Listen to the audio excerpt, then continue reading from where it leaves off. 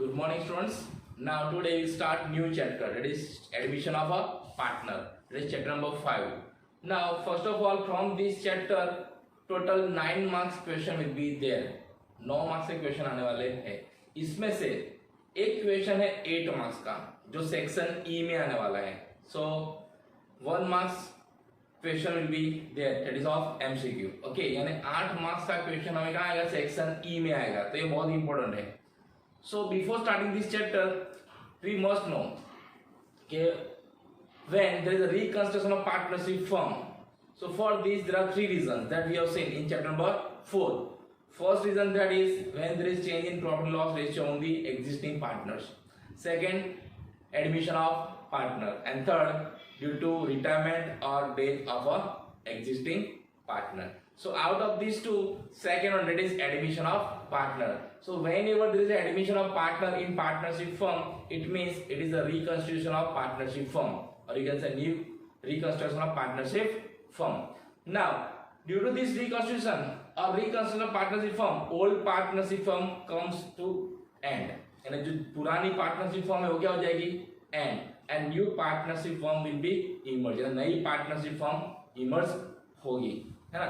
Now a partner who enter in the firm, जो partner business में enter करता है, he has to bring he share of capital and he share of premium for goodwill in the firm. For what? So he will get share in assets of the firm and he will also get share in the profit of the firm in the future. So against this sharing assets and against sharing profit, he has to bring share of capital and premium for goodwill. Okay, and that will be distributed by the old partners in their old profit and loss sharing ratio or sacrifice ratio. The amount which is brought by new partner, that will be distributed between the old partners in their sacrifice ratio. Okay, now when there is a big admission of a partner in the firm, partnership firm में partners का admission कब हो सकता है? So according to 1932 act, according to partnership act 1932, when all partners are agreed, यानी जब सभी partners agree होते हैं तभी फर्म के अंदर नया पार्टनर एंट्री ले सकता है. Otherwise, they have prepared a deed. In that it is mentioned in future new partners can be entered. Okay, so these are the reason. Now, why there is a need of partners in new firm? हमारी firm में partners की जरूरत क्यों होती है? हमें partners क्यों चाहिए? So there are so many reasons. So I have written 5 reasons here. So why we need a new partner in the firm? So it is also mentioned in your textbook. See on page number 143.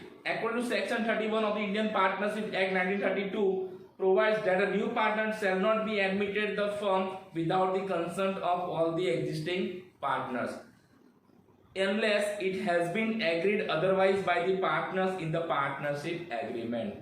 यानी according to Partnership Act 1932, जब तक सभी partner agree नहीं है तब तक कोई नया पार्टनर फर्म के अंदर एंट्री ले सकता नहीं है. और क्या है? अगर उनके एग्रीमेंट में लिखा है तो. Clear? Now these are the reason. So first, when the continuing firm need additional capital. So when we need partner, so when continuing firm needs additional capital, यानी हम फर्म रन करते हैं और हमारी फर्म को भी एडिशनल कैपिटल चाहिए, extra पैसा चाहिए, लेकिन जो पार्टनर्स है उनके पास अभी वो है नहीं और वो कहीं और से भी अरेंज कर सकते नहीं है. तो उस टाइम पे क्या करेंगे? वो किसी पर्सन को बुलाएंगे. अगर वो पार्टनरशिप में इन्वेस्ट करने के लिए रेडी है तो उसको फर्म में क्या बनाएंगे? पार्टनर बनाएंगे. लेकिन यहाँ रीजन कौन सा है? Because of capital. To needs additional capital, हमें एक्स्ट्रा मनी चाहिए. अब why we need additional capital? So we need additional capital for expand our business. अगर हमें हमारा बिजनेस एक्सपांड करना है तो चाहिए. कंटिन्यूस बिजनेस में कोई इन्वेस्टमेंट करना है तो चाहिए, है ना. So for this reason we need additional capital and for that we invite new partner in the firm. That is the first reason. Second, when continuing firm requires additional managerial ability, यानी जब पैसों की जरूरत होती है तो हम partners को बुलाते हैं, नए पार्टनर्स को. But some time due to managerial ability, हमारे फर्म के अंदर मैनेजर एबिलिटी चाहिए, यानी और लोगों की जरूरत पड़ती है. किसके लिए? To manage the business. तो हमें क्या करना है, न्यू पार्टनर को एंटर करना पड़ता है। मान लो हमारी 2 फर्म है और 2 पार्टनर है, तो एक पार्टनर एक फर्म को देखता है, दूसरा पार्टनर दूसरे बिजनेस को देखता है। अब मान लो हमने तीसरा ब्रांच ओपन किया है, तो उसके लिए तीसरा पर्सन चाहिए और वो दोनों मैनेज कर सकते नहीं है, तो इसको क्या बोलते हैं, due to requirement of additional managerial ability, है ना। इसके लिए हम किसी एम्प्लॉइज को नहीं रख सकते, क्योंकि एम्प्लॉय की तरह काम करेगा, है ना, और ओनर की तरह काम करता है। और पार्टनरशिप फॉर्म में पार्टनर क्या कहलाता है, ओनर ऑफ द बिजनेस। तो हम क्या करेंगे, ओनर को ओपन करेंगे, एम्प्लॉय को नहीं। So when you need additional managerial ability in your business, we have to appoint new partner in our firm. Then third, when any continuing partner retire और die, यानी जब हमारी फर्म में कोई पार्टनर की क्या होती है, डेथ होती है ना, या उसकी मृत्यु होती है, या वो क्या होता है, रिटायर होता है, टू रिप्लेस दैट पोस्ट, हमें उसकी जगह नए पर्सन को रखना पड़ता है। और उस केस में हमें पार्टनर्स को क्या करना होता है, एंट्री देनी पड़ती है ना। क्यों, क्योंकि we need what, manageability, and we need also what, additional capital. तो यहाँ पे जो हमारा पुराना पार्टनर्स जाएगा फर्म के, तो हमें क्या करना है, उसकी जगह नए पार्टनर्स को अपॉइंट करना पड़ेगा। So what is the reason, when any continuing partner retire और die, at that time we need addition of a partner. Then fourth one, when skilled and efficient employees of the firm need to continue in the firm, यानी हमारे firm में ऐसे employees है और ऐसा employ है, वो कैसा है, स्किल्ड और एफिशिएंट, और उसकी हमारे फर्म को जरूरत है, तो उसको हमारे फर्म के अंदर कंटिन्यू करने के लिए हमें क्या करना पड़ेगा, उसको पार्टनर बनाना पड़ेगा। तो हमारी फर्म को छोड़ के जाएगा नहीं। अगर हम उसको एज ए एम्प्लॉय रखेंगे तो किसी और जगह चला जाएगा, और इससे क्या होगा, हमें लॉस होगा। क्यों लॉस होगा, because is what, skill and efficient employ. तो जब हमें लगता है कि ये एम्प्लॉय बहुत स्किल है, एफिशिएंट है, तो हम क्या करते हैं, उसको अपनी फर्म के अंदर पार्टनर बना लेते हैं। इससे क्या होता है, एक तो उसको सैलरी देनी नहीं पड़ती है ना, और दूसरा क्या हो जाता है, वो ओनर हो जाता है। तो अब उस पहले से भी अच्छी तरह काम करने लगेगा, क्योंकि नाउ इज व्हाट, ओनर। अब उसको प्रॉफिट में शेयर मिलने वाला है। पहले उसको सिर्फ क्या मिलता था, सैलरी, लेकिन अब क्या वो सोचेगा, जितना मैं अच्छा और काम करूंगा उतना प्रॉफिट ज्यादा होगा, तो उतना शेयर मुझे ज्यादा मिलेगा। So sometime we need to continue our skilled and efficient partner in our firm. We made him what, partner of the firm. But कैसा employee, skilled and efficient, not all employees. वो employee कैसा होना चाहिए, skilled and efficient, जिससे हमारे business को profit होना चाहिए। हर किसी को हम पार्टनर बना सकते नहीं। तो आपको ये भी देखना है कि ये एम्प्लॉय जिसको हम पार्टनर बनाना चाहते हैं वो स्किल है, एफिशिएंट है, उसके जाने से हमारे बिजनेस में इफेक्ट होने वाला है कि नहीं होने वाला है। ओके, अगर इफेक्ट होने वाला है ज्यादा तो इसको हम पार्टनर बनाएंगे, अदरवाइज नहीं। Okay, and last one, that is for the distribution of risk. यानी हम कोई भी बिजनेस कर ले, there is no business without risk. ऐसा कोई बिजनेस नहीं जिसमें रिस्क नहीं है। तो हम जब बिजनेस में जितने पार्टनर ऐड करते हैं ना, उतना हमारा रिस्क क्या होता है, डिस्ट्रीब्यूट होता है। तो some time we enter partner in the firm for what, distribution of risk. मान लो 2 पार्टनर है और 1 लाख रुपीज का लॉस है, दोनों में कितना आएगा, 50,000।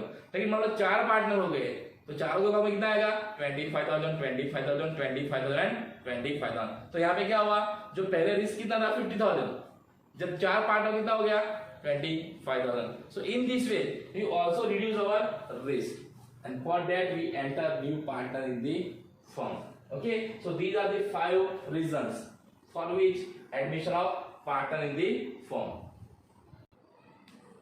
Okay, now the share of future profit which the incoming partner receive is equal to the sacrifice of profit made by existing partner of the firm। यानी फर्म के अंदर जो नया पार्टनर आएगा ना, उसको जितना प्रॉफिट में शेयर मिलेगा उतना ही सेक्रीफाइस कौन करेंगे, पुराने पार्टनर्स, है ना। जो नया पार्टनर्स फर्म के अंदर आएगा उसको जो फ्यूचर में प्रॉफिट में शेयर मिलने वाला है उतना ही सेक्रीफाइस कौन करेंगे, पुराने 2 पार्टनर्स। कौन से रेशियो में, सेक्रीफाइस रेशियो में। Now the new partner compensate the partner or partners who sacrifice their share in profit. The amount the pay against this sacrifice is called goodwill or premium for goodwill। यानी जो पुराने partners अपना profit sacrifice करेंगे किसके favour में, नए partners के favour में, और उसके बदले नया पार्टनर्स कुछ अमाउंट लेके आएगा, है ना। जो फ्यूचर में जो प्रॉफिट होने वाला है उसमें से पुराने पार्टनर्स नए पार्टनर को शेयर देंगे, उसके बदले में नए पार्टनर्स को पुराने पार्टनर्स को कुछ देना पड़ता है, उसको क्या बोलते हैं, गुडविल और premium for goodwill.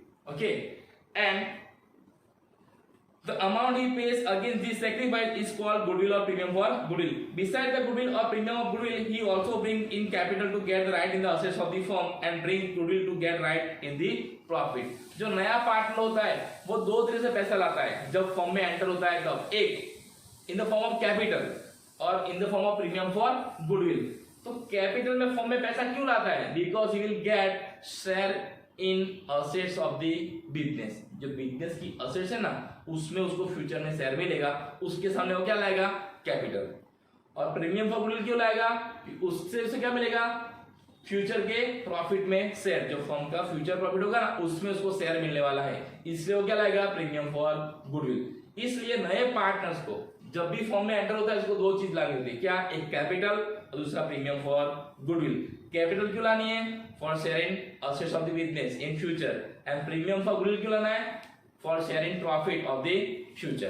Now, the capital which is brought by new partner in the firm that remains in business. जो नया पार्टनर्स कैपिटल लेके आता है ना वो बिजनेस में रहता है, but premium for goodwill is distributed between the old partners in their sacrifice ratio. लेकिन जो प्रीमियम फॉर गुडविल लेके आता है ना नया पार्टनर, वो पुराने पार्टनर्स के अंदर डिस्ट्रीब्यूट होता है, कौन से रेशियो में, सैक्रिफाइस रेशियो में। याद रखना, क्यों सैक्रिफाइस रेशियो में, जो पुराना पार्टनर सैक्रिफाइस करेगा उसको ही नया पार्टनर जो प्रीमियम फॉर गुडविल लेके आएगा उसको मिलेगा, जो पार्टनर सैक्रिफाइस नहीं करेगा उसको शेयर मिलेगा नहीं। And for this reason we need to calculate sacrifice ratio and that we learn in chapter number 4, है ना, how to calculate sacrifice ratio.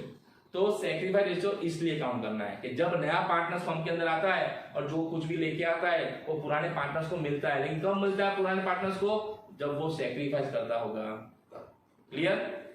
तो in this chapter we have to learn how to calculate new profit loss sharing ratio, how to calculate sacrifice ratio, how to distribute accumulated reserve and accumulated profit among the old partners, then revaluation of assets and liabilities and preparation of capital accounts after the admission of partner. So these many points we have to see in this chapter. Okay,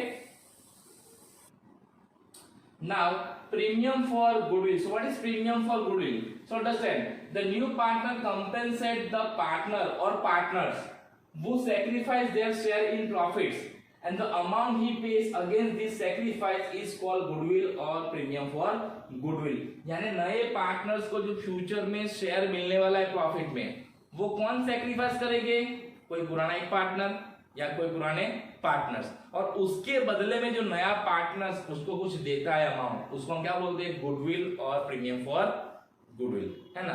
so when new partner has to give premium for goodwill, why new partner has to give premium for goodwill to the old partners, for the to get right of share in the future profit. Future में जो profit होने वाला है उसमें share का right लेने के लिए वो प्रीमियम फॉर गुडविल पे करता है।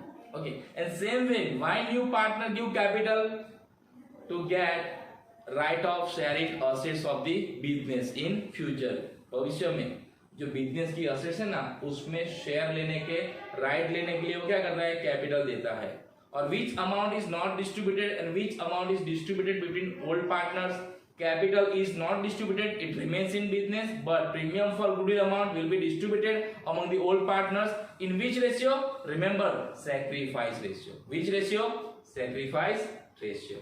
Sacrifice ratio means what, a partner will sacrifice, he will get share in the premium for goodwill. Okay, so today we discuss what, meaning of admission of partner, and when a new partner can enter in the business, and what are the reasons for admission of partner in the business. Okay, now tomorrow we will discuss what, effect of new partners admit in the business। जब नया partners firm के अंदर admit होता है तो उस time उसकी effect क्या होगी वो हम देखेंगे। Okay, so thank you and have a nice day.